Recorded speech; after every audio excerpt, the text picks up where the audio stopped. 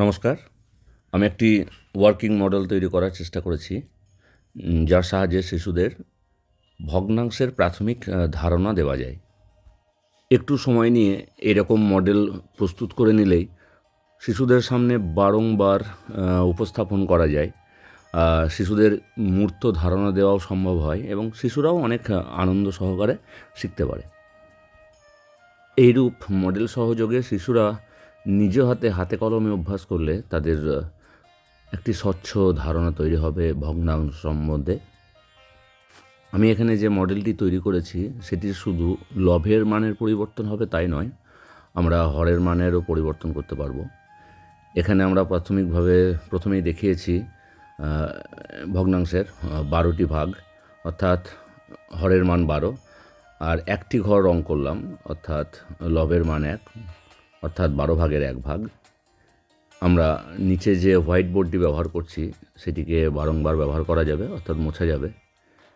আমি লবের মান পরিবর্তন করে দেখাচ্ছি যে 1 ঘর ছিল, এখন আমি 5টা ঘর রং করলাম, তাহলে লব হবে 5 আর হরের কোনো পরিবর্তন হয়নি, অর্থাৎ 12 ভাগের 5 ভাগ, 12টি ভাগের 5টি ভাগ রং করেছি।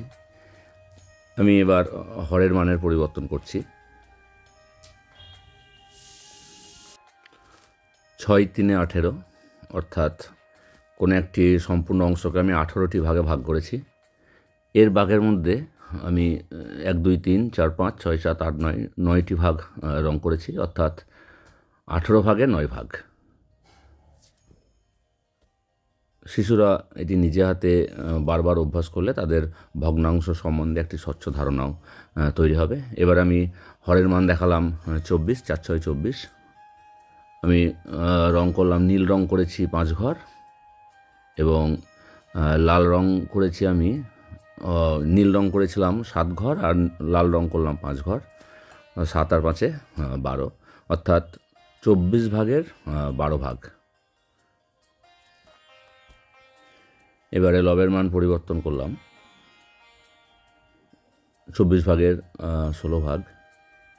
আমি আরও ভিন্ন হর বিশিষ্ট মান দেখাতে পারবো শিশুদের।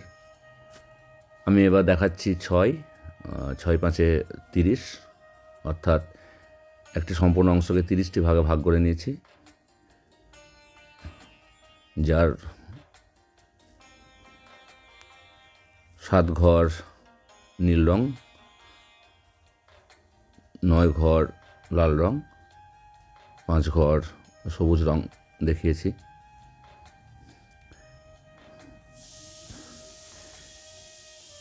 এই ওয়ার্কিং মডেলটি আমি কিভাবে প্রস্তুত করেছি তার সম্পূর্ণ ভিডিও ডেসক্রিপশন বক্সে দেওয়া আছে। ভালো লাগলে অবশ্যই লাইক, কমেন্ট ও সাবস্ক্রাইব করবেন। এবারে হরের মান আবার পরিবর্তন করলাম, অর্থাৎ 6 6 6 6 36, 36 ভাগের মধ্যে নীল রং করেছি 7 ঘর, 7টি ঘরে লাল রং এবং 3টি ঘরে সবুজ রং করেছি, অর্থাৎ মোট 17টি ঘরে রং করেছি। তাই ভগ্নাংশটির মান হবে 36 ভাগের 17 ভাগ। ধন্যবাদ।